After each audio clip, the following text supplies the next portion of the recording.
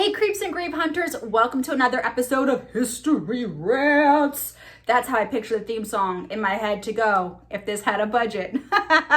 Anyways, you guys voted on today's episode. It was a heated debate between this and next week's episode. I'm gonna do the other thing that you guys wanted because the debate was so close, the polls were so close.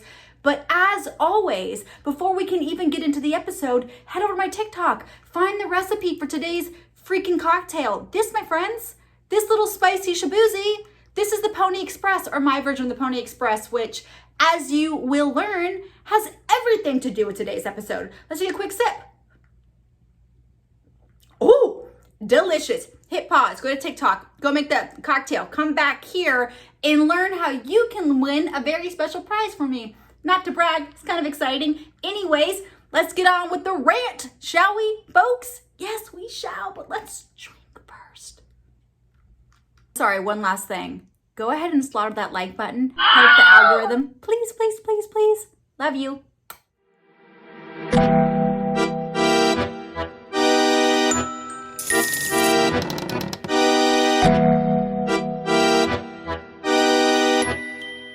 Okay guys, it's not a secret. We're going to do an episode on the history of the Postal Service. I don't know why I act like it's a big secret at the beginning of the episode. It doesn't matter. Anyways, moving on. We have to go back hundreds of years, like before we were even an official country, to talk about the Postal Service. So just imagine you're in Massachusetts. It's 1639. You're feeling fancy because the witch trials haven't happened yet. And, you know, at this time, the only way of communication, you can't just ring somebody up. So you're writing little love letters. You're writing little sweet notes. You're sending little cute packages. And, you know, we're in the colonies. It's fine. It's kind of working. We have this kind of like hand around system where like merchants and natives and friends are delivering letters to each other. But there's a major problem, man. Like it's 1639. A lot of our buddies, a lot of our friends are still over in England. And it's like, yo, we need to get our letters over across the seas. So there wasn't a great system for this. So the General Court of like good old Massachusetts decided, I think the Richard Fairbanks Tavern, that should be the mail drop for our intercontinental mail service. So, hey folks, if you want to mail a letter to the Queen, the King, Charles II, whatever you want to do, just drop it at the tavern. And if you think that's weird, that like the first post office essentially is a tavern, it's not weird. Traditionally, coffee houses and taverns were like the places to drop mail, which I honestly think is a way better system. And I want to bring that back because going to the post office nowadays, not always the best. So this is all like going well and good until William Penn, who's literally the guy who founded like the province of Pennsylvania, is like, yo, the North needs an official post office. Like these taverns aren't cutting it. We need to be an official little situation. So let's open up a cute little post office. And the South is like, nah, man, we got it made in the shade. Anyways, got it made in the shade. We don't want a post office. We're just going to keep having our people like deliver our letters hand to hand from plantation to plantation. And he's like, cool, sure, whatever, fine, do you, bro. Then again, things are going all well and good until 1691 when the crown is like, uh-oh. These colonists, they are doing pretty good. They have their own like little system going on, and we can't. We can't have that. So yo, Thomas Neal, hey you guy who's like this high society dude, parliament, kind of an ass kisser. Hey you, Thomas Neal, why don't you like, do you want like a 21-year grant for the North American Postal Service? Like have control of it. Just watch over them. We can't have them getting ideas of independence. And he's like, yes. Then England continues their need for control in 1707 when they actually buy the rights to the Postal Service and appoint like the first deputy postmaster general. And then flash forward to 1774, right before things are about to really heat up in the game of independence and the little experiment of America. The colonists are like, you know what? We need to take back our mail service. We need to have our own intercolonial mail service, and we're gonna run it, and the people are gonna pay for it, and then we're gonna use that money to keep building the business, and we're gonna have our own postmaster.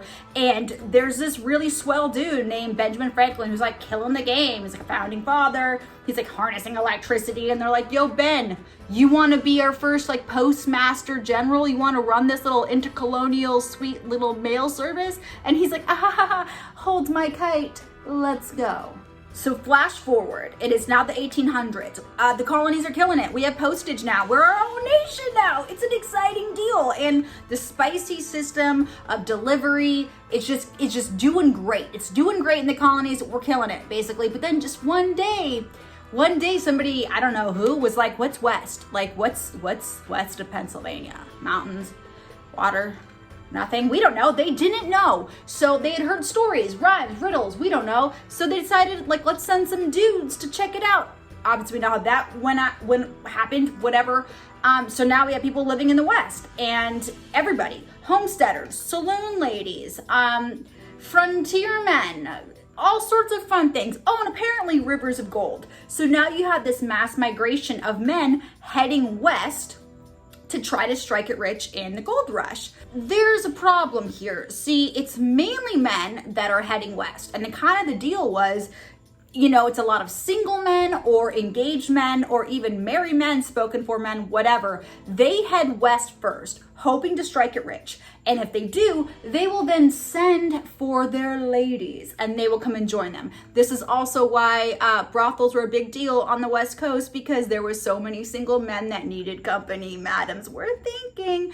Anyways, so the problem is, the West was really far, so they had to figure out a way to get all of these letters, all of these like Dear John letters west. How are they gonna do it? They had to figure it out. So the post service was like, okay, we have like 250,000 dudes living west, some spicy ladies. We need to find a way to get these Dear John letters to these guys. So fine, that's cool. Let's just contract with Pacific Mail Steamship Company. It's gonna be a super fast way. Why we even worry about it? It's not a big deal. We'll get the letters to them in no time. We just gotta have the letters picked up in New York, and then they need to sail down to Panama, and then they gotta get off the ship, take a train across Panama, get back on a ship, sail up to San Francisco, and then the people get their letters. It's a no-brainer. So simple. It might take 3 or 4 weeks, longer than a month. But hey, if it's bad news in those letters, look at all that time you spent not being sad. Clearly, urgency didn't exist. Now, if you didn't want your mail to, go on this epic voyage, there were 2 stagecoach lines that you could choose from. There was the Southern line and there was the Central line. The Central line was shorter, but they believed you couldn't use it throughout the entire year because it had kind of rough terrain. Winter wasn't a no-go. But the Southern route took about a month, but you could use it all year. But clearly there was kinks here, and a couple guys, actually a few of them, had an idea how to fix it. So in 1860, 2 Williams and an Alexander, who made up the heads of the Pikes Peak Express, which was this Freightliner line, and the head of the Central line, the shorter line, decided that they could find a way to make the Central line run all year, prove that it's way faster than the Southern line, and when they were super successful, they would get the $1 million contract the Southern line had with the government. So how were they going to do it? They created the Pony Express is what they did. So what is the Pony Express? The Pony Express was this crazy idea of a relay system made up of 200 different relief stations from Missouri to California. The plan was get riders, get these skinny little jockey-like dudes, probably no older than 20. The youngest rider is actually 11 years old, no more than 125 pounds. We're gonna get them on a horse. We're gonna have like a weight capacity that they can ride with, and they will change horses every 10 to 15 miles. They will only ride 75 to 100 miles, and then they will trade off with another rider. They will switch cargo, and this will go on and on and on. And all of the luggage, nope, not luggage, definitely not luggage. All of the mail will get to its location within 10 days max. The shortest, actually, time they ever hit was 17 hours when the inauguration address of Abraham Lincoln got from Nebraska to California in 17 hours. This is an insane, hard idea, but how did they pull it off? And how do you get guys to ride in this crazy way? So I'll tell you how. They paid them $100 to $150 a month. That is a ton of money in 1860, okay? That's a lot of money, especially if you're 11 years old, okay? But here's a fun thing. If you became a writer, you were expected to take this oath. Forgive me while I read it. I can't memorize this, but here we go. Here's the oath the Pony Express riders took. I do hereby swear before the great and living God that during my engagement and while an employee of Russell, Majors, and Waddle, I will under no circumstances use profane language, that I will drink no intoxicating liquors, that I will not quarrel or fight with any other employee of the firm, and that in every respect I will conduct myself honestly, be faithful to my duties, and so direct all my acts as to win the confidence of my employers, so help me God. Now, did these writers not drink alcohol? They were drunken buffoons, some of them. It's fine, but they did run the risk of, if they got caught, getting dismissed out of pay. But, what? Make no mistake, being a Pony Express writer was a very dangerous job. It was also super dangerous to be a stagehand at one of these relief stations. We're in the Wild West, folks, okay? There's really no law. There's ambushes from the native tribes often. Oddly, only 7 writers were ever documented as being killed in the job. 4 were killed from a native ambush.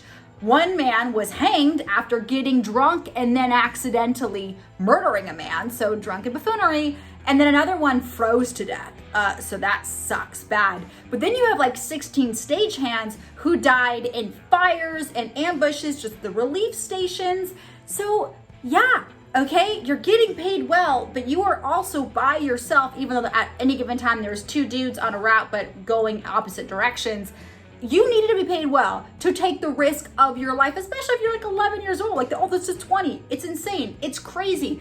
And it's expensive to use this service. This service was pretty much either for the rich 1% or government urgent notifications, because at the time it cost $5 to mail a parcel to the Pony Express. That's $130 in today's money. Can you imagine sending a letter for $130?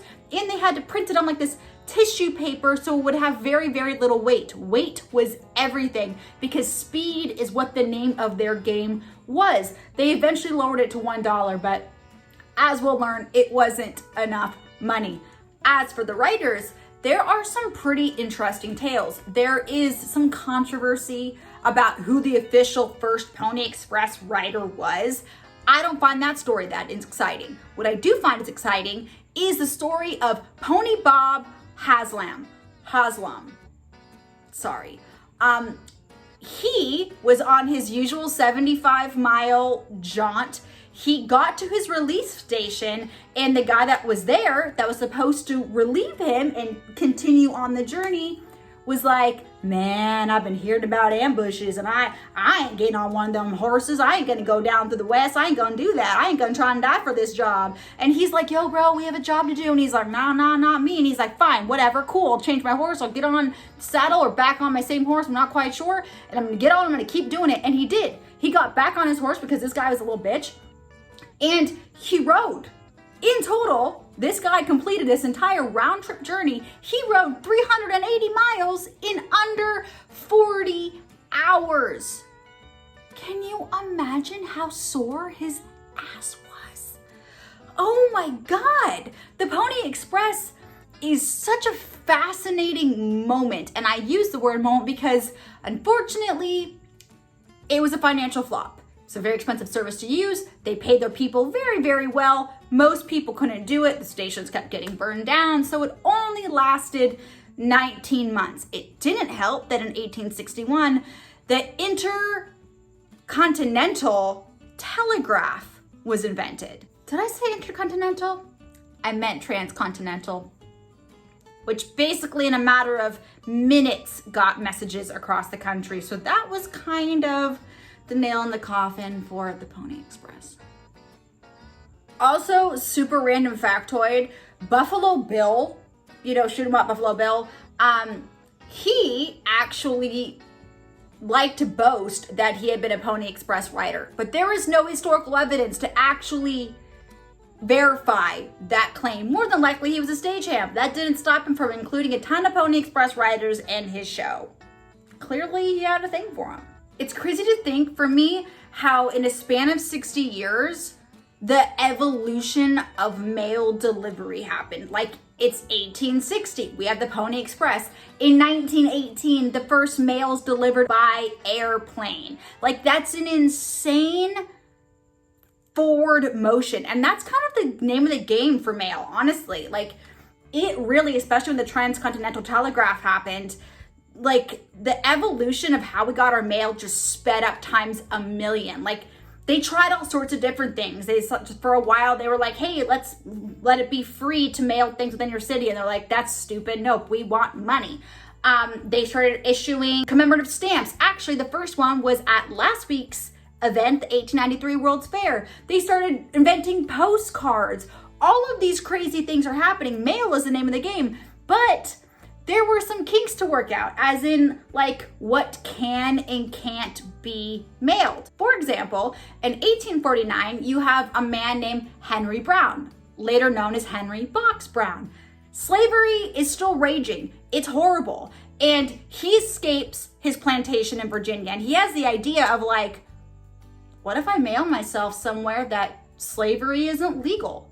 So with $86 in his pocket and the help of a storekeeper, he gets a box big enough to fit his body in. The storekeeper helps mail him, like literally mail him. He puts him in the box with some snacks and he mails his ass to Pennsylvania. Nope, Philly. He gets to Philly and they've arranged this whole thing so an abolitionist receives the package with Henry in it and he gets out and he's now a free man.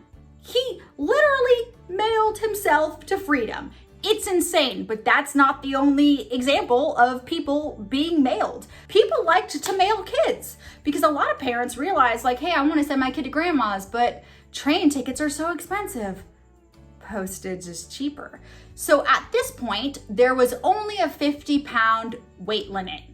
You know what's under 50 pounds?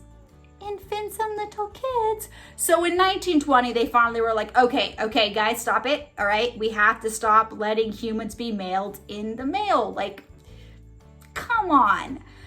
Then in 1916, you have a dude that decides, oh my God, these bricks are incredible over here on the East Coast, but I need them over here towards the West Coast. So I'm gonna mail 80,000 crates of 50-pound brick boxes.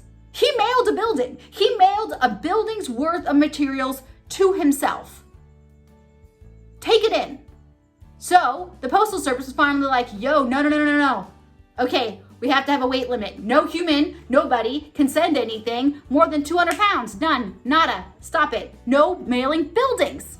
It is absolutely safe to say the biggest boom of mail, like the moment of mail, is from the 1930s to the 1950s. So the 1960s happened and people kind of stopped sending letters. It became, which makes kind of no sense to me. They were still mailing letters because we had Vietnam, we had all of these things, but we have telephone now. Like, people are obviously using the telephone more. So they were almost on the brink of ruin until the government brought them in as an official part of the executive branch, but still protected under the 1792 constitutional private express statutes that say that the US basically has to provide a postal service and carriage routes.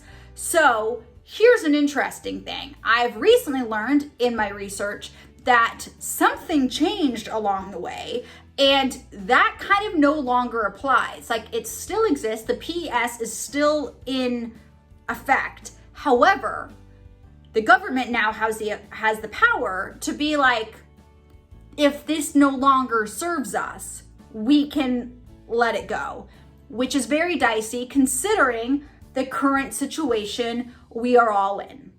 So this is how I see it. The Postal Service is one of the most American things that exists. It was here before we were even a real nation. There is an actual tangible magic that comes with receiving a letter in the mail. Like, it is so much more special than an email. And yes, we have UPS, we have FedEx, we have all of these other private companies that can deliver things. But do you know your FedEx driver? Because I've always known my mailman or my mail lady, and that's special. Like, is there anything more Americana than a dog running up to a mailman? No, it's a part of who we are as a nation. There's a legacy here, a really important legacy. Postal Service has been connecting us before anything else could. It was how we got presents to people on time for holidays and birthdays. It was connecting servicemen to their loved ones before we had cell phones. Like, if it wasn't for the Postal Service, how would I have sent the Marine I was dating those really embarrassing pink perfume covered letters? It's a thing that I truly believe needs protecting. It's how we filed our taxes. It's how we've voted if we couldn't physically get to a polling station. The Postal Service is something I just can't even imagine not existing. And in a time like now, when they were so absolutely under threat, for me, I'm doing whatever I can to support them. I'm buying stamps, I'm mailing letters, which brings me to today's prize. I'm going to send a letter with a fun little monogrammed wax seal to the person who comments 5th on this video. So the 5th comment on this video will get a mailed letter from me. It's a little thing that I can do to support the Postal Service. I highly, highly, highly recommend you go out and buy some stamps. The Postal Service actually has a merchandise store, so go ahead and buy some t-shirts. Let's not let this important fabric weaver of this nation that has connected us for centuries go away. Thank you guys for voting on this. Thank you for telling me to make a video on this. I had so much fun doing research on the Postal Service. I hope you enjoyed it. I hope you'll check out my other weird videos. I have a lot. Next week, I'm gonna do that video on the Parisian charity fire. It's going to be great. Until next time, folks, chin chin.